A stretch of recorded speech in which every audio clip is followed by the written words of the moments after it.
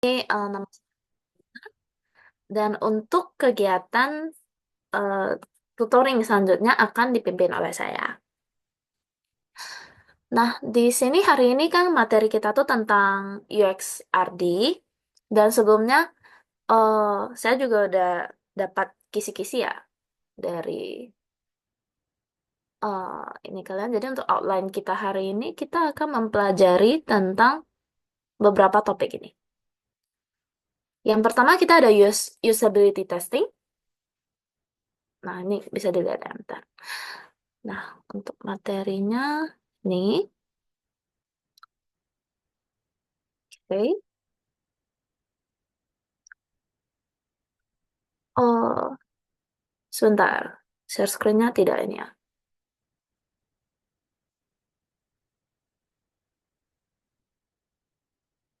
Oke, oke. Nah, tadi nih ya, outline kita ada usability testing, user story, flowchart, information architecture, ubiquitous computing, sama AI. Nah, di sini saya mau masuk ke usability testing dulu. Jadi seperti namanya tuh, usability testing tuh kayak pengujian penggunaan. Jadi di saat kalian membuat suatu produk, kan ini konteksnya kalian sebagai UX designer nih. Di saat kalian mendesain sebuah produk, nah kalian tuh harus melibatkan pengguna untuk menilai seberapa mudah produk kalian itu bisa dipakai. Usability usability ya, usability itu kayak kegunaan. Jadi kalian tuh harus evaluasi produk kalian tuh mudah gak untuk dipakai, efektif gak untuk dipakai. Nah, cara evaluasinya ini, proses kita mengevaluasinya ini kita panggil dengan usability testing. Nah, ini dia. Usability itu kualitas pengalaman pengguna saat dia berinteraksi sama sistem. Jadi kalau misalnya sebuah produk desain kalian itu tidak usable, maka produk tersebut dinyatakan gagal. Gitu. Nah, ini skip dulu. Nah, untuk proses usability testing, kita itu ada beberapa step. Yang awalnya itu kalian harus melakukan perencanaan dulu atau planning. Nah, di planning ini kalian bakal cari tahu dulu nih, tujuan kalian melakukan testing ini apa. Terus cakupannya apa? Cakupan di sini itu maksudnya misalnya kayak kalian mau ada berapa pengguna, seberapa besar lingkupan testing kalian. Misalnya, oh hari ini aku cuma testing produk saya di menu A dan B. Oh ya udah saya cari penggunanya segini-gini. Terus penggunanya itu syaratnya harus kayak gini-gini biar sesuai sama kebutuhan testing kalian. Kemudian ada metrik pengukuran. Ini maksudnya kayak misalnya kalian mau testing kecepatan, oh mungkin mau testing penangkapan usersnya dalam menggunakan aplikasi kalian, kayak aplikasi kalian ini agile gak? Berarti kalian metrik pengukurannya itu bisa set di waktu penyelesaian tugasnya gitu. Nah, kalau udah selesai planning, ya kita rekrut penggunanya kan. Habis itu penggunanya itu biasa kita bakal rekrut beberapa jenis. Itu pengguna baru atau misalnya pengguna lama. Terus satu jenis lagi itu possible, pengguna yang possible. Misalnya dia bukan pengguna dari aplikasi kalian, tapi dia kemungkinan bisa jadi pengguna aplikasi kalian. Nah, kayak mana saya tahu, oh orang ini bisa possible gak jadi pengguna aplikasi saya? Kalian lihat dari user persona kalian. Kalau misalnya orang tersebut memiliki sifat-sifat yang sama dengan user persona yang udah kalian punya, maka dia itu termasuk possible user. Nah, kalian boleh ngajak dia buat testing gitu. Nah, menurut Nielsen Norman Group itu juga dia menyarankan minimal 5 pengguna ya untuk mengidentifikasi masalah dalam usability. Soalnya kalau terlalu kecil itu kayak hasilnya itu kurang jelas gitu. Nah, setelah udah selesai perencanaannya, facilitating udah ada orangnya, berarti langsung melaksanakan pengujian. Nah, dalam melaksanakan pengujian ini, biasanya tuh secara garis besar pengujian itu kita bagi jadi 3 tahap. Pre, during, post. Pre itu sebelum, during itu pas dia testing, post itu setelah testing. Nah, untuk setiap fase-fase testing, itu jenis-jenis question yang bakal dilontarkan itu berbeda. Nah, biasa untuk kalian ujian itu yang bakal masuk itu ini. Kalian disuruh buat question. Nah, di sini ada contohnya, sebenarnya kalian bisa lihat. Pre-test question itu bisa apa? Oh, kalian bisa nanya dulu, apa pekerjaan kalian? What is your profession? Are you familiar with our product? Apakah kamu pernah menggunakan produk kami sebelumnya? eh Kenapa kamu menggunakan produk kami? Kalau misalnya dia jawab iya ya. Terus kayak di sini juga ada tulis kan any questions related to test functionality. Kayak misalnya how do you usually look for content gitu. Nah, di sini mungkin bisa juga nanya misalnya kayak eh apakah kamu pernah menggunakan aplikasinya? Terus jika iya, apakah apa yang kamu lakukan di aplikasi tersebut? Terus fitur apa yang paling sering kamu gunakan? Biasa gitu pertanyaannya. Nah, ini buat pre-test ya. Kemudian untuk during test, kita juga ada question-questionnya. Biasa kalau during test itu, dia bakal nanyain kayak, kendala apa yang kamu temui pas menggunakan misalnya aplikasi Starbucks gitu. Terus mungkin ceritakan pengalaman kamu pas menemukan kendalanya ini gitu. Terus ini juga ada kayak ekspektasi kamu seberapa tinggi gitu. Terus kenapa kamu melakukan, kan nanti kan testing tuh orangnya kan bakal pakai produk kita. Jadi misalnya dia tekan ya, nanti kalian nanya, oh kenapa kamu tekan ini? Kamu lagi cari apa gitu. Terus misalnya dia bilang, oh aku, misalnya dia lagi testing e-commerce kan. Aku mau cari sepatu sneakers olahraga nih. Nah, berarti nanti kalian nanya kayak, oh menurut kamu seharusnya proses pencariannya itu gimana? Gitu. Jadi usersnya itu jawab sesuai pengalaman dia sendiri. Oh, dia sebenarnya mikir seharusnya proses pencarian itu aku tekan menu search, terus isi, terus muncul gitu. Nah, itu yang dia namakan kayak what you expect to be able to do that gitu. Nah, kemudian ada untuk post test. Nah, di sini post test ini kalau di contoh dalam PPT Bima itu lebih kayak ke review ya. Tapi sebenarnya pertanyaan seperti misalnya kayak apa harapan kamu untuk aplikasi Starbucks? Misalnya aplikasi Starbucks ya tadi contoh. Apa harapan kamu untuk aplikasi Starbucks pada masa depan? Itu juga boleh. Jadi nggak mesti harus kayak scaling, nggak mesti harus kayak oh 1 to 5 gitu, nggak tentu. Kalau kalian nanya secara garis besar juga boleh. Kalau misalnya mau lebih spesifik lagi, kalian bisa bagi rekomendasi sama saran. Apakah ada rekomendasi fitur baru untuk aplikasi tersebut? Apakah ada saran perbaikan untuk aplikasi tersebut? Nah, nanti usernya bakal jawab. Mungkin sampai sini ada pertanyaan, guys.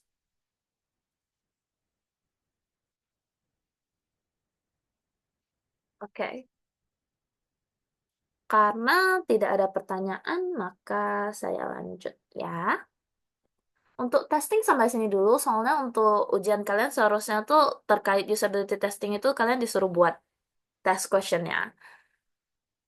Seharusnya tidak banyak-banyak, jadi seharusnya kawan-kawan bisa ya. Terus kita bakal lanjut ke next user story ya. Ini berarti udah selesai. Usability testing selesai. Nah, kita bakal lanjut ke user story. Di sini user story itu kita dia sebenarnya kayak sebuah statement yang menjelaskan kebutuhan pengguna dari sudut pandang mereka. Nah, ini mungkin lihat formatnya lebih jelas ya. Di sini kalian bisa lihat yang kena highlight ini. As a persona, I need atau I want to itu sama ya. I need atau I want use case so that gain point. Maksudnya apa? Saya sebagai seorang pengguna. Nah, nanti di persona sini kalian ganti. Jadi, oh dia tuh orangnya apa misalnya dia itu busy adult, busy working adult. Nah, nanti kalian ganti. Nah, as a persona itu contohnya, as a busy working adult, I want lah ya, kita pakai want. I want use case. Use case di sini maksudnya apa? Mungkin kawan-kawan seharusnya udah pernah belajar use case diagram, tapi saya jelasin ulang aja. Use case di sini tuh maksudnya lebih kayak aktivitas yang bisa kamu lakukan atau tes, sebuah tes. Contoh, kita tetap ambil contoh di aplikasi Starbucks ya tadi. Misalnya, kalian lihat di aplikasi Starbucks tuh kalian bisa melakukan fitur apa? Ini cara cepatnya. Di dalam aplikasi tersebut ada fitur apa aja? Contoh, fiturnya itu buat favorite beverage. Nah, kalian mark kayak gini misalnya. Eh, kan nanti soalnya tuh dalam bentuk case study ya seharusnya. Nanti kalian lihat aja dia ada fitur apa. Misalnya fiturnya itu, anggap case study-nya Starbucks ya, fitur. eh memfavoritkan beverage. Terus fiturnya saya apa? Memesan minuman secara online, something like this ya.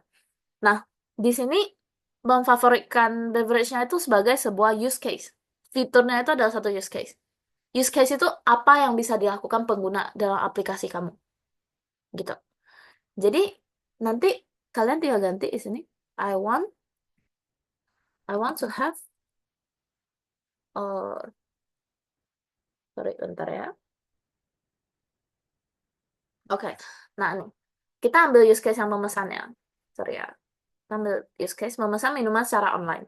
Nah, dari memesan minuman secara online, users ini dapat keuntungan apa? Atau hasil apa? Keuntungan apa? Gain point apa? Gain point-nya berarti dia gak usah antri kan? Nah, keuntungannya itu tidak perlu antri. Benar kan? Nah, berarti di sini kalian bisa buat as a busy working adult, I want to have my beverage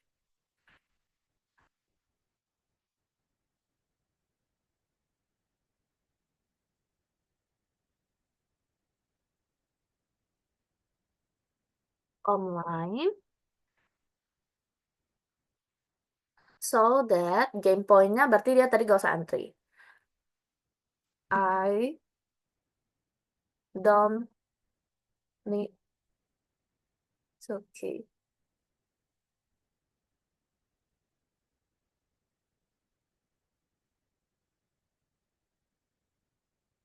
Nah, sorry. Nah, ini kan sampai sini dulu nih. As a busy working adult, I want to order my beverage online so that I don't need to key. Nah, sampai sini mungkin udah kedengaran udah oke ya, tapi sana ini belum cukup spesifik. Dia harus lebih spesifik lagi. Nah, dari keuntungannya tidak perlu antri. Customer sini sendiri dapat apa? Dia dapat waktu lebih gitu. Jadi kalian bisa bilang kayak tidak perlu antri, dapat waktu lebih. Nah, di sini kalian bisa spesifik lagi. As a busy working adult, I want to order my beverage online without a long queue.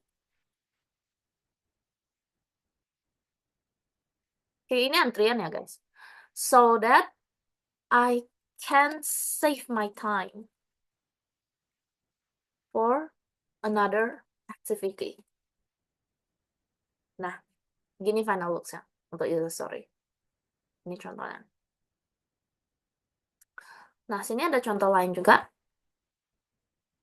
Ini untuk financial app ya. Jadi dia sini bilang as a working adult. Nah, ini dia kurang spesifik ya, tapi setahu saya dulu dosen saya ngajar boleh lebih spesifik ya untuk personal. Jadi kayak kalian nambahin sifat dari orangnya aja busy working adult. Mungkin kalau dilihat gini-gini kan personalnya siapa kurang efek ya, tapi tetap harus relevannya. Kayak kalian misalnya kalau misalnya ada aplikasi misalnya asuransi pensiun ya kalian jangan buat as a busy working adult gitu yang nggak relevan. Nah, itu nggak bisa. Tapi kalau misalnya untuk kasus-kasus yang umum mungkin personalnya emang kurang efek, tapi tetap detailin aja. Tuh. Nah, balik ke contoh. Nih, the as a working adult, I want to search for retirement advice so I can learn more strategies for retirement. Gitu. Dia mau melakukan apa? Search for retirement advice. Untuk mencari tahu saran dari pensiun. Jadi, dia bisa mempelajari lebih banyak strategi. Gitu. Nah, ini contoh lainnya juga bisa dibaca.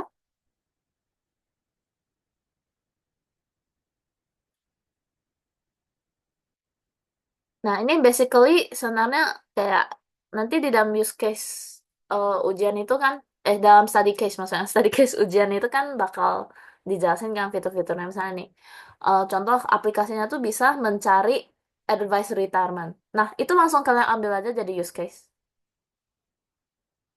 Terus kalian kan baca itu biasa awal-awal kan bakal kasih tahu kalian eh, usersnya itu siapa.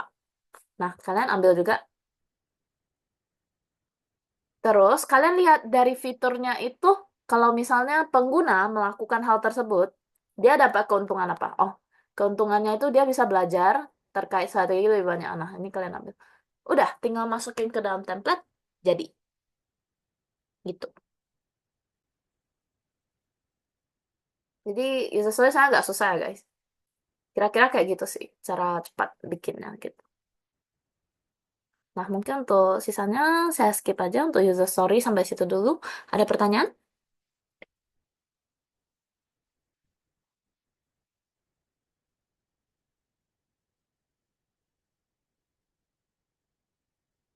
Oke. Karena tidak ada pertanyaan, maka untuk user story kita juga clear ya. Nah, kemudian saya mau lanjut ke flowchart. Nah, flowchart itu apa, Kak? Flowchart itu tuh dia sebenarnya sebuah representasi visual yang menggambarkan langkah-langkah atau alur kerja dari suatu sistem. Ini secara umumnya. Tapi kalau dalam konteks UXRD, dalam mata kuliah kita ya, flowchart itu dia juga representasi visual, tapi dia menggambarkan langkah-langkah yang user lakukan dalam menggunakan suatu produk. Produknya itu apa? Misalnya aplikasi kalian. Jadi users itu kayak step by step ngapain, itu kita representasiin dalam flowchart, dalam bentuk sebuah diagram gitu, diagram flow ya. Nah, kalau sesuai dengan PPT kalian, flowchart itu ada beberapa jenis kan. Ada yang task flow, user flow, where flow. Nah, mungkin untuk semua jenis saya eh, jelaskan secara singkat ya. Ini balik ke sini dulu. Nah, nih. Kalau basic flowchart, pertama tuh basic flowchart dulu ya. Nah, kalau basic flowchart itu biasanya dia kayak gini. Kayak simple aja. Cuman beberapa komponen. Aduh, sorry. Cuma beberapa komponen ya. Nah, biasa tuh dia ada start, ini yang bulat. Nih, bisa lihat di sini ada bentuk-bentuknya kan. Bulat itu yang depan ini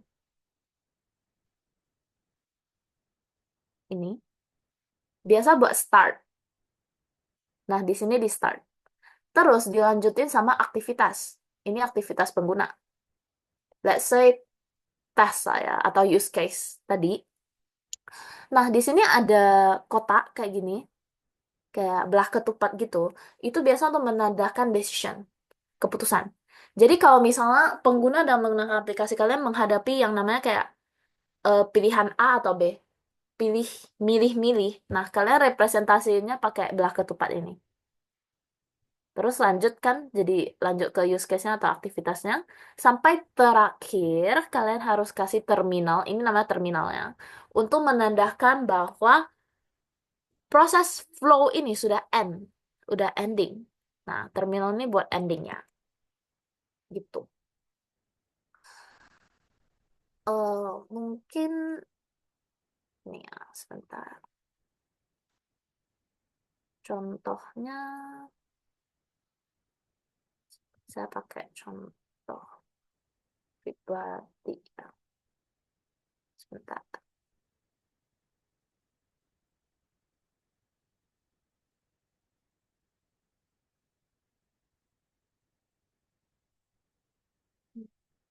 Di VP.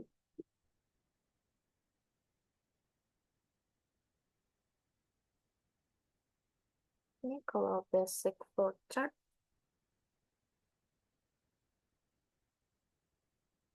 nah ini, nah ini contohnya. Nah, jadi pertama-tama kalian start dulu. Terus kalian nulis penggunanya nih ngapain setelah dia start. Ini kan karena flowchart dari saya itu dia terkait bisnis proses tertentu ya. Tapi kalau sebenarnya kalau kalian buat flowchart, start itu kalian harus mengunduh aplikasi. Bukan mengunduh, mengunduh gak masuk ya, membuka aplikasi. Jadi start, membuka aplikasi dulu, nah membuka aplikasi Starbucks. Habis itu mengakses menu transaksi apa-apa gitu. Jadi beneran sangat detail ya.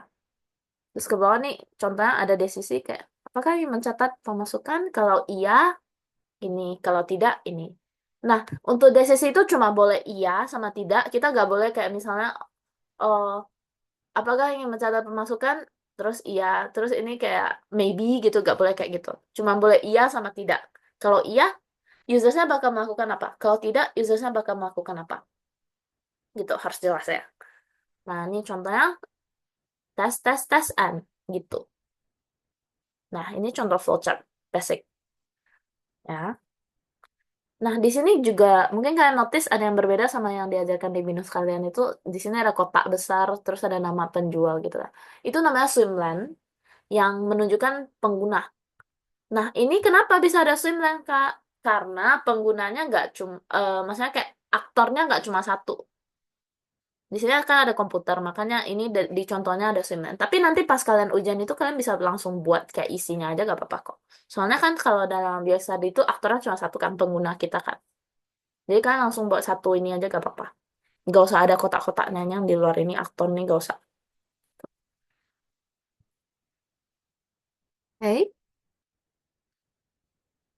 Oke, balik ya. Nah, kemudian nih basic flowchart udah clear ya. Nah, flowchart itu dibagi lagi menjadi yang namanya task flow, user flow, sama satu lagi wire flow. Nah, biasa kalau kalian ujian seharusnya keluarnya antara task flow atau enggak user flow sih. Kita masuk ke task flow dulu. Task flow ini mudah banget ya. Dia sebenarnya cuman kotak-kotak, terus isinya itu apa yang kamu lakuin di dalam aplikasi tersebut. Misalnya kamu sebagai seorang pengguna, oh, kamu membuka aplikasi, kamu menekan tombol home, terus kamu menekan tombol plus. Setelah itu em, melihat, bukan melihat, sorry, menekan tombol plus, terus kayak mengakses submenu bla bla bla, terus mengisi, misalnya mengisi informasi diri pada halaman sign in, gitu dong. Jadi benaran kalau task flow itu literally semua aktivitas yang kamu lakukan di dalam aplikasi itu, kalian representasinya dalam bentuk misalnya satu kotak itu satu aktivitas, next, aktivitas, next, aktivitas, next, aktivitas, gitu. Jadi ini lumayan easy ya. Seharusnya sih aman-aman aja untuk task flow. Nah, mungkin yang harus diperhatiin tuh lebih ke user flow. Nah, di sini kita langsung lihat ke contohnya aja ya. Nah, ini. Nah, eh bisa jadi ya ujian kalian tuh keluarnya tuh kan disuruh gambarin user flow. Nah, di sini mungkin untuk user flow tuh harus diingat aja legendnya ini. Ada yang namanya human operation, human decision, machine operation gitu. Jadi eh, user flow ini tuh dia lebih rumit dikit ya daripada task flow. Soalnya task flow itu kita beneran totally dari POV dari pengguna, dari human, bukan mesinnya. Di sini kan ada mesin gitu kan. Kalau task flow, ini beneran full penggunanya lakuin apa. Jadi kita di dalam task flow tuh gak boleh taruh aktivitas sistem ya. Misalnya kayak sistemnya melakukan validasi data, itu gak boleh masuk ke dalam task flow. Task flow tuh totally buat pengguna. Tapi kalau di dalam user flow, nah itu harus dimasukin. Jadi sini. Nih, ini contohnya itu kayak buying Metro Card ya di sini. Saya pertama-tama human decision. Nah, humannya ini melakukan pilihan dulu kayak humannya mau melakukan ini nggak? Oh, kalau dia mau berarti dia lanjut ke operation, aktivitas biasa ya. Itu namanya human operation di sini dia bakal insert kartu. Oh, insert kartu. Habis insert kartu, kan kartunya ada masuk ke mesin nih. Mesinnya melakukan decision dulu, kayak mesinnya melakukan validasi. Validasi itu decision ya. Keywordsnya itu kalau misalnya dia ada kayak mesin validate bla bla bla. Nah, itu dia pasti pakai legend ini. Yang belah ketupat dua layer ini. Jadi ingat aja kalau misalnya dia cuma satu layer, lingkar, itu aktivitas biasa. Belah ketupat itu kan decision. Ini soalnya udah jelas. Kalau misalnya dia dua layer, itu bak mesin. Gitu. Nah, di sini ada contohnya kan. Balik ke sini ya. Mesin decision, dia bakal uh, menanyakan dulu kayak, kartu ini valid gak? Kartu yang dimasukin ini valid gak? Kalau iya valid, dia bakal lanjut. Kalau enggak kan reject. Nah itu, ada tulisannya. Kalau enggak dia bakal reject. Terus kalau misalnya kartunya valid, dia bakal lanjut, oh dia display amount, kan dia scan kartunya kan. Baru dia display, oh di dalam kartu tuh ada berapa duitnya, gitu. Abis itu baru lanjut lagi humannya yang melakukan operation. Baru humannya melakukan insert money apa. Tapi dia nggak sedetail uh, task flow yang sampai kayak melihat amount, kayak melihat amount yang di display oleh nggak segitu. Dia langsung kayak oh display amount, langsung usersnya oh memasukkan duit, terus lanjut lagi sistemnya oh dia validate dulu sama hitung dulu duitnya gitu. Baru dia kayak nanya oh duitnya ini valid gak, ada duit palsu gak. Oh kalau duitnya palsu berarti dia reject. Kalau duitnya oke aman berarti dia display lagi oh yang kamu masukin segini ya duitnya gitu. Habis itu baru humannya nih eh, melakukan decision kayak mau nambahin nggak duitnya atau mau kurangin nggak duitnya. Nah ini bisa kalian pelajari juga cara nulisnya. Nah kayak gitu. Kira-kira kayak gitu untuk lanjutannya boleh bisa bisa dibaca ya coba ya.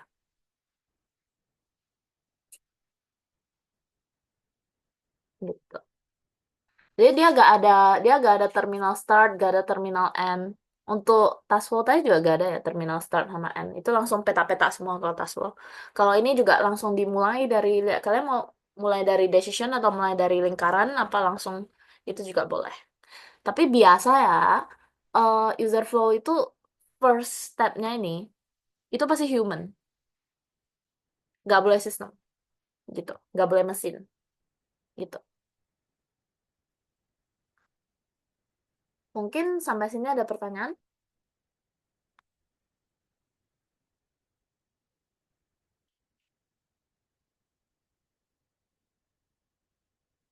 Oke. Aman. Nah, karena eh, pada aman, ini saya next saja ya. Untuk Webflow itu sebenarnya eh, tidak terlalu possible ya untuk masuk dalam ujian. Nah, ini lebih ke di TM Lab kalian ya ada. Jadi Webflow itu kayak jadi ada wireframe. Dia sebenarnya basically kayak test flow tapi dalam bentuk wireframe. Nah, kalian udah tahu kan wireframe itu bentuknya gimana kan? Yang kayak gini-gini gitu. Nah, ini digandengin garisnya. Jadi kalian tahu kayak kalau dari aplikasi itu bentuknya kayak gini nih, wireframe-nya kayak gini. Kalau kalian tekan A, dia bakal loncat ke apa. Kalau kalian tekan B, dia bakal muncul apa aplikasinya gitu. Itu namanya workflow. Gitu. Ini workflow singkat aja ya, soalnya seharusnya tidak terlalu mungkin masuk ke ujian. Ini agak ribet ya. Jadi nggak apa. Nanti kalian fokus belajar di user flow sama task flow aja. Gitu. Yang penting ingat aja legend-legendnya ini ya. Ini patokannya. Kalau SS juga boleh kita. Oke.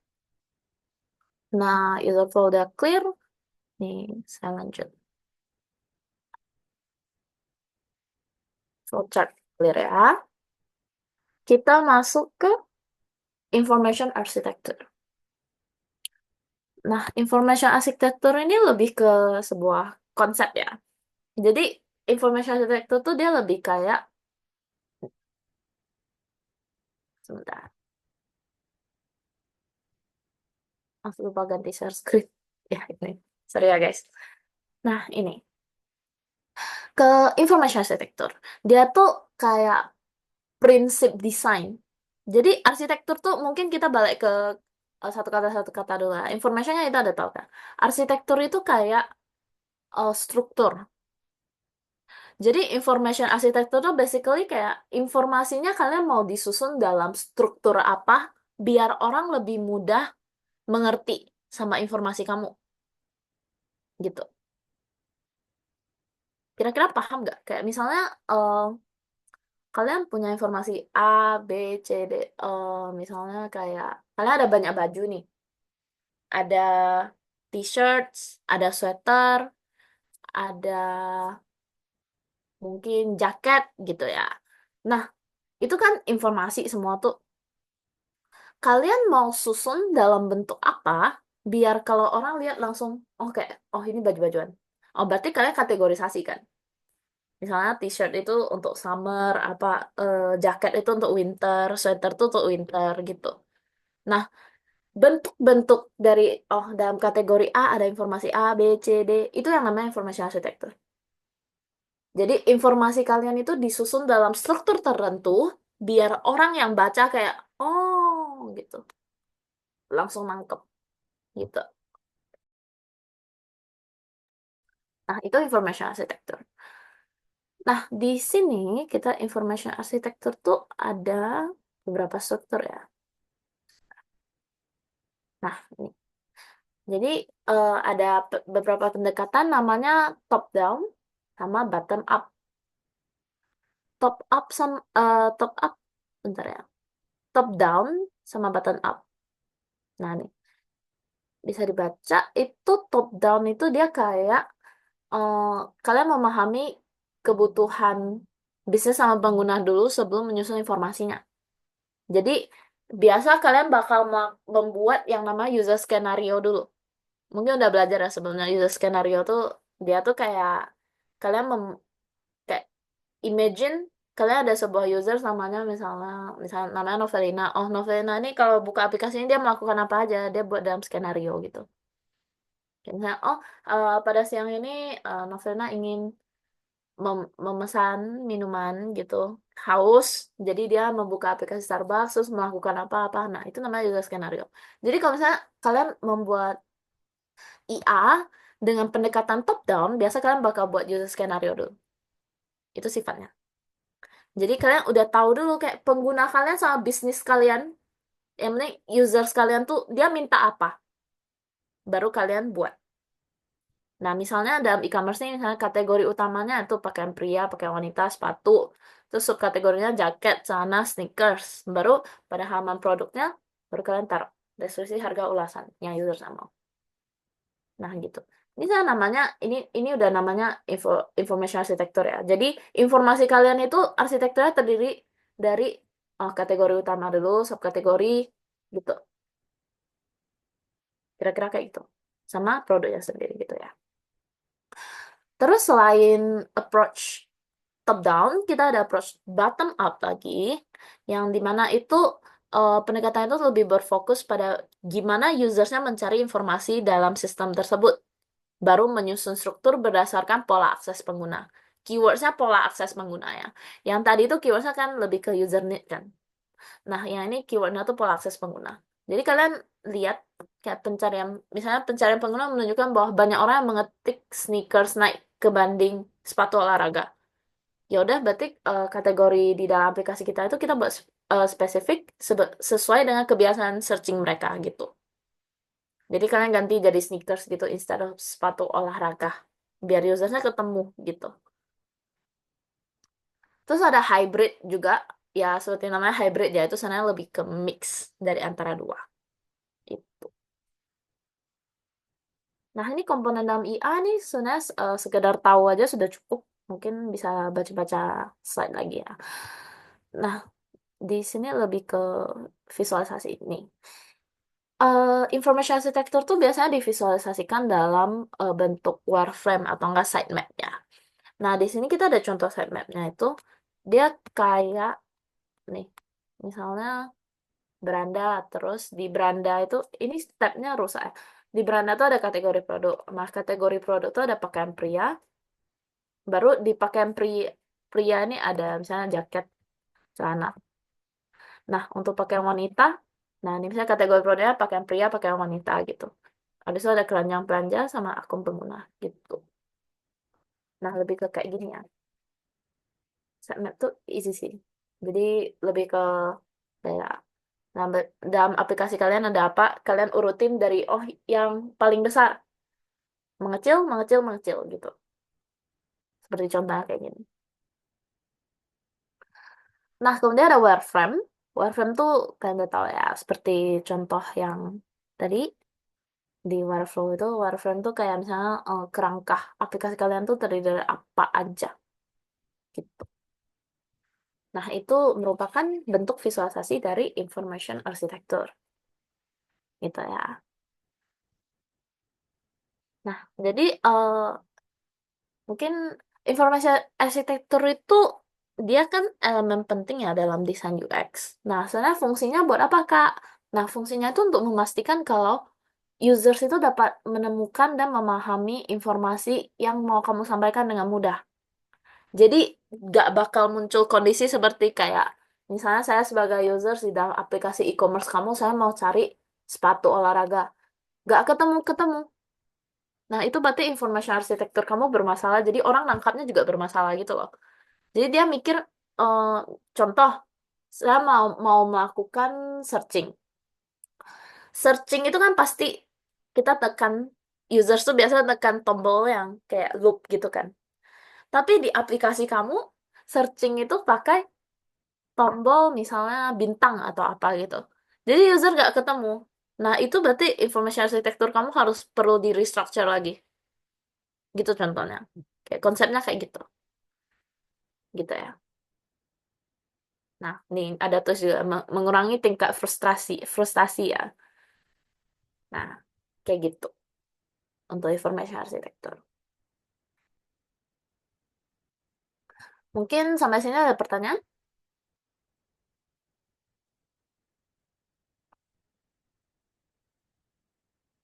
Oke. Kalau tidak ada berarti untuk information architecture kita clear ya. Nah, nih. Nggak terasa udah mau selesai, tinggal dua ya. Ubiquitous Computing. Saya masuk ke yang ini dulu. Ini saya singkat sebagai Ubicom aja ya. Soalnya dia lumayan simple. Dia itu kayak sejenis konsep di mana teknologi itu udah menyatur ke real life. Nah, ubiquitous computing. Yang penting ingat aja, keywordsnya itu teknologi menyatu dengan real life. Contohnya apa? Smart homes. Misalnya VR atau AR. Atau enggak kayak smartwatch gitu. Yang penting ya udah smart-smart gitu, itu contoh implementasi dari ubiquitous computing. Nah, biasa untuk ujian kalian tentang UXRD, seharusnya soal tentang ubiquitous computing itu, kalau dulu saya ditanyain definisinya. Terus kan kalian ada case study itu. Misalnya case study-nya tentang aplikasi pembelajaran, mirip LMS gitu ya. Terus soalnya mungkin bisa kayak, oh jelaskan pengertian ubiquitous computing dan implementasinya dalam aplikasi tersebut gitu. Misalnya kayak gini. Oh, ini juga boleh contoh deh. Soalnya bisa jadi kayak gini. Sebuah perusahaan yang mengembangkan smart office dengan teknologi Ubicom. Bagaimana prinsip Ubicom dapat digunakan untuk meningkatkan UX di lingkungan kerja ini? Nah, untuk menjawab soal kayak gini, kalian harus tahu dulu fundamentalnya ya. Jadi, Ubicom ini, dia itu bisa meningkatkan user experience. Karena, misalnya pas kalian pakai smart home kan, itu udah lebih smooth kan. Jadi kalian nggak usah, misalnya kayak tekan tekan saklar lampu, habis itu tekan saklar lampu toilet, habis itu tekan saklar lampu dapur. Instead kalian tinggal kasih perintah kayak, oh misalnya kayak, hey Siri, tutup semua lampu di dalam rumah gitu. Nah itu kan user experience kalian meningkat. Itu yang maksudnya kayak Ubicom itu bisa meningkatkan UX gitu, user experience. Jadi, sorry, kalau ketemu soal kayak gini, kalian lihat dulu nih. Dia bilang apa? Oh, smart office, lingkungan kerja gitu. Berarti kira-kira di lingkungan kerja itu ada teknologi apa yang kayak eh, menggunakan komputer, AI atau apalah segala macam yang bisa buat kalian lebih praktis sebagai seorang karyawan. Oh, misalnya contoh di pintu ada smart door. Jadi auto deteksi muka karyawan keluar masuk. Jadi secara otomatis dia udah bisa men-checklist attendance tanpa kayak harus tapping card manual.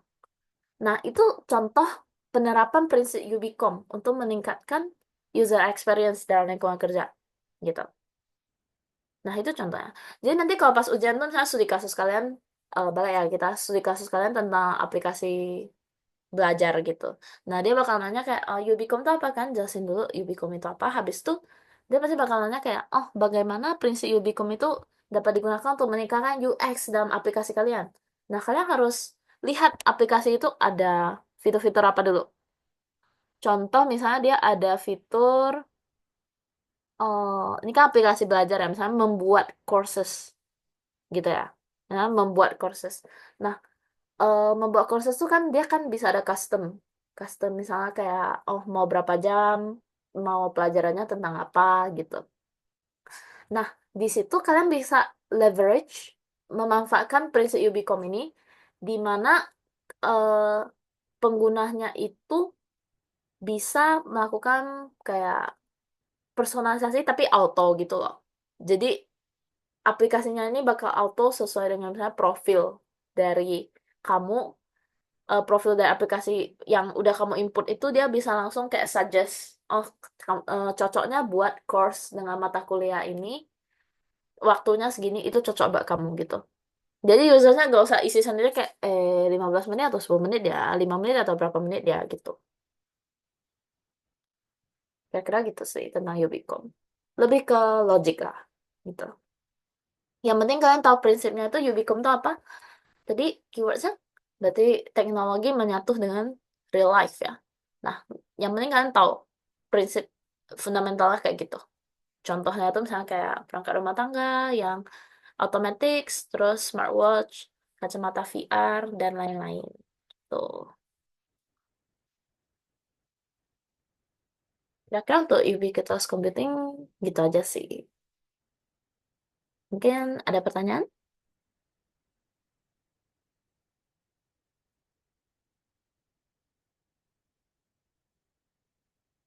Oke, karena gak ada pertanyaan, berarti saya anggap udah clear ya buat ubiquitous computing. Nah, last kita ke AI. Ini juga sedikit doang kok. AI ya. Nah, soalnya AI dalam UX itu dia ya juga hampir sama kayak ubiquitous computing itu kayak untuk meningkatkan user experience. Nah, di sini juga bisa lihat AI itu dia bisa bantu ningkatin user experience tuh biasa melalui otomatisasi atau enggak personalisasi. Nah, contohnya itu nih personalisasi konten. Misalnya ada aplikasi-aplikasi sekarang tuh kebanyakan dia ada pakai teknik AI biar dia bisa merekomendasikan apa yang kalian mau lihat sebagai user.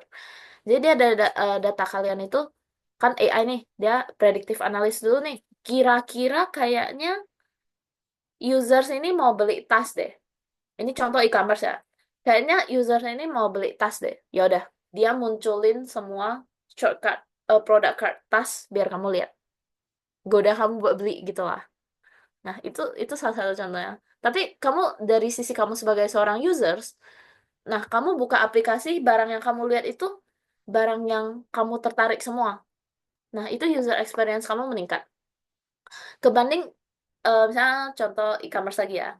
Kebanding kalian buka aplikasi Shopee nih misalnya, terus kalian munculnya misalnya perempuan, terus isinya munculnya boxer laki-laki semua itu kan pasti kayak what gitu. Jadi penggunaan AI ini bisa mengurangi kondisi tersebut terjadi ya. Jadi kalian buka oh misalnya perempuan oh buka semuanya kayak misalnya tas-tas mini gitu, kayak yang barang yang lucu-lucu yang sesuai dengan preferensi kalian. Nah, itu contoh peran AI dalam meningkatkan user experience gitu. Nah, terus ada contoh lainnya lagi, misalnya chatbot sama virtual assistant-nya. Mungkin kalau kawan-kawan pernah kontak Binus Support, itu kita udah ada chatbots sama virtual assistant-nya untuk melayani kalian pas lagi antrian. Kalau misalnya kalian mau lihat antrian kalian secara live juga bisa langsung nanya ke chatbots-nya. Nah, itu sebuah contoh bentuk untuk meningkatkan user experience menggunakan AI gitu. Terus ini juga ada prediksi pelaku pengguna kayak yang tadi aku bilang misalnya kayak kira-kira kamu suka apa? Kira-kira user aku suka apa ya? Terus aku nunjukin yang users mau lihat ke users gitu. Mungkin ini juga sering muncul di misalnya aplikasi kayak Wattpad. Wattpad toh? aplikasi buat baca novel. Nah, itu biasa dia ada pakai sistem predictive analysis dari AI. Jadi AI-nya kayak kira-kira users A suka baca kayak tulisan apa ya, fiksi atau non fiksi ya? Oh, misterius atau kayak horor ya? Oh, baru dia dorong ke FYP kalian kayak oh kalian lihat ini ya gitu. Terus mungkin ada sebagian aplikasi yang kayak website e-commerce. Di sini itu saya dia nunjukin ke website e-commerce China, dia udah ada yang menggunakan AI itu untuk menyederhanakan desain mereka. Jadi setiap users sesuai dengan pola perilaku mereka berbeda. Mungkin layout yang mereka lihat dari aplikasi itu berbeda. Ini udah lebih canggih sih, gitu. Terus AI ini juga bisa kayak meningkatkan aksesibilitas, misalnya kayak text to speech atau deskripsi gambar yang eh, otomatis. Misalnya, sebenarnya mungkin contoh yang paling dekat itu di PowerPoint ya. Bentar ya. Nah, contohnya. Di PowerPoint tuh sebenarnya udah ada yang nih. Aksesibilitasnya itu kalian bisa nambahin notes. Dan notes ini sebenarnya bisa secara otomatis dari PowerPoint-nya. Cuma sini saya nggak contohin ya. Tapi cuman FYI aja kayak udah canggih kayak gitu gitu. Jadi kalian sebagai users tuh lebih senang kan pas pakai PowerPoint. Oh udah bisa buat notes manual, otomatis nih, nggak usah manual lagi pakai tangan gitu. Kira-kira gitu sih. Jadi yang penting untuk tentang AI ini kalian ingat aja AI itu bisa ngapain. Keuntungan AI itu bisa ngapain. Nanti soal dalam ujiannya tuh kira-kira mungkin kan kalian dikasih studi kasus tuh. Nanti bakal ditanyain kayak di bagian apa kalian bisa leverage AI untuk meningkatkan user experience. Jadi misalnya kalau balik ke contoh yang tadi misalnya yang courses application itu kan mungkin oh kalian bisa leverage AI di step kostumasinya. Jadi AI itu bisa oh secara smart dia menganalisa data kamu sama history kamu kira-kira gimana terus dia bisa langsung custom. Oh, course course apa yang paling cocok buat kamu gitu. Nah, itu contoh cara jawabnya kayak gitu. Mungkin sebagai informasi tambahan, kalian juga harus tahu kalau tantangan AI itu apa ya. Jadi AI itu juga ada batasannya dalam UX. Dia nggak totally itu positif ya. Saya kayak kadang AI itu dia tidak bisa memahami konteks yang kompleks. Misalnya kayak chatbot Binus ya. Kayak kita tadi ambil chatbot Binus support.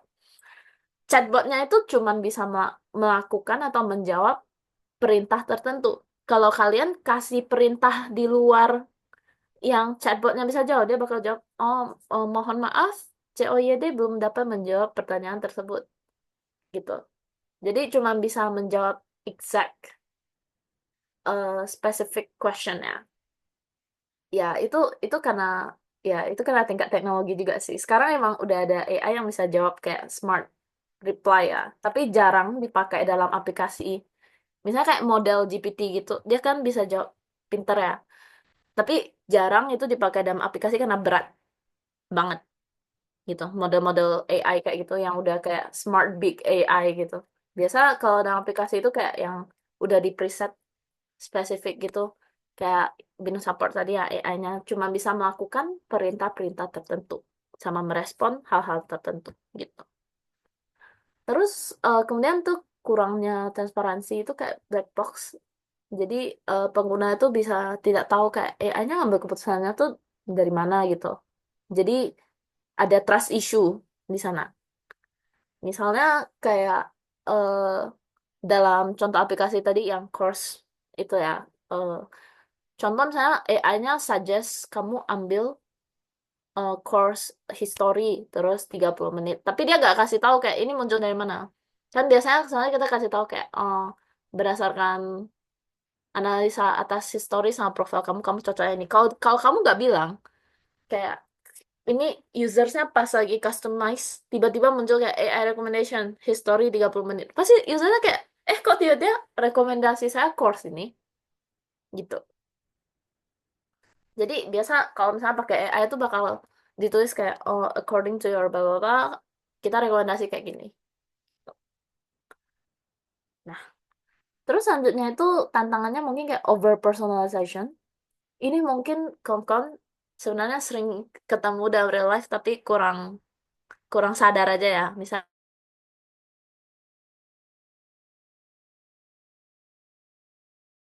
FYP-nya totally berbeda. Nah, itu bisa jadi karena over personalization. Soalnya kadang kalau eh, yang namanya AI itu dia kan analisis dari data kamu. Jadi dia bisa kayak terlalu over gitu, jadi terlalu konkret dalam data kamu itu. Misalnya kamu like satu video tentang kucing, nah saja FYP kamu 10 video semua tentang kucing. Pasti kamu kayak, what? Gitu kan. Nah, itu namanya tentang over personalization. Gitu. Terus terakhir tuh tentang apa sih ya? Keamanan sama privasi ya. Ini sering muncul lah di mana-mana. Jadi, sorry, pas analisis data pengguna, khususnya kayak yang misalnya di Google, kan dia ada bilang kayak dia analisis data tuh ada pakai bantuan AI kan. Itu udah rahasia umumnya. Jadi, ada kemungkinan AI ini bisa salah guna data. Benar gak? Kalau misalnya kita punya eh, ya cara tertentu ya, kita bisa mengambil datanya gitu. Jadi itu yang namanya keamanan kayak concern of privacy and safety itu. Tantangan keamanan sama privacy gitu. Ya, kira-kira gitu aja sih tentang AI. Yang penting kawan-kawan ingat AI itu bisa ngapain. Oh, bisa personalisasi, bisa otomatisasi. Terus kalian ingat contoh aslinya apa? Contoh aslinya misalnya chatbot. Oh, contoh aslinya misalnya eh, personalisasi di e-commerce, bla bla bla. Nah, nanti tinggal dipakai aja konsepnya itu dalam ujian, seharusnya bisa.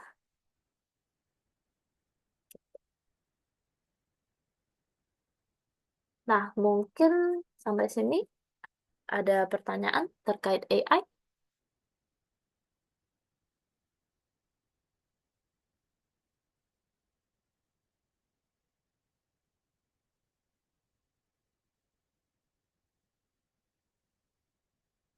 Oke, karena tidak ada pertanyaan, maka saya anggap clear ya buat materi AI.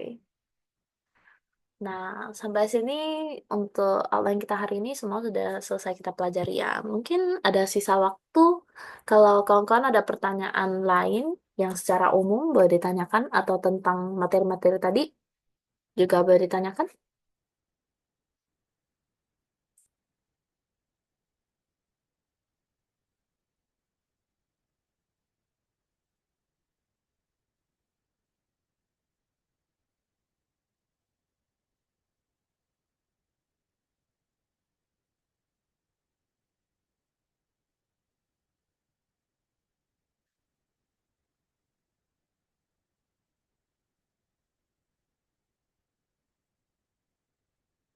Oke, karena udah 225 terus gak ada kawan-kawan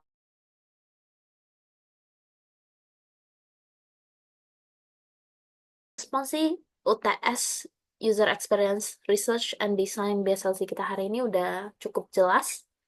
Dan semoga untuk materi yang diajarkan hari ini dapat membantu kawan-kawan semua.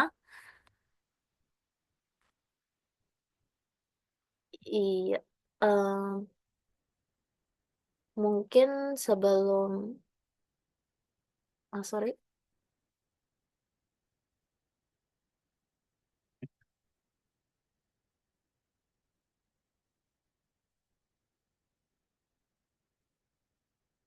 bentar ya.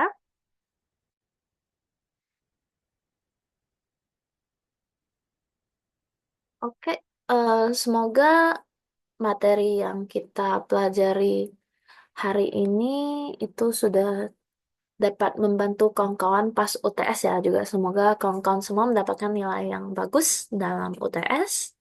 Nah, sebelum kita akhiri responsi kelas kita hari ini, mungkin kita bakal dukung bersama dulu ya. Bakal dipimpin oleh panitia kita, Kak Jonathan. Mungkin silakan. Mohon untuk membuka kameranya ya, jika dimungkinkan.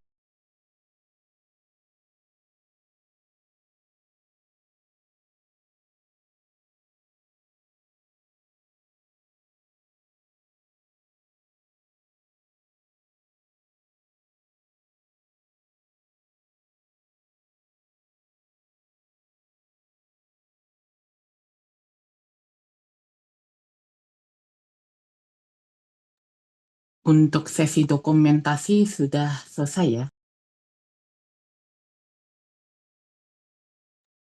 Oke, terima kasih ke Kak Jonathan. Nah, mungkin untuk responsi kelas kita hari ini sampai sini dulu. Sampai jumpa dengan kawan-kawan di kesempatan berikutnya. Good luck for UTS dan sudah boleh live ya kawan-kawan. Thank you.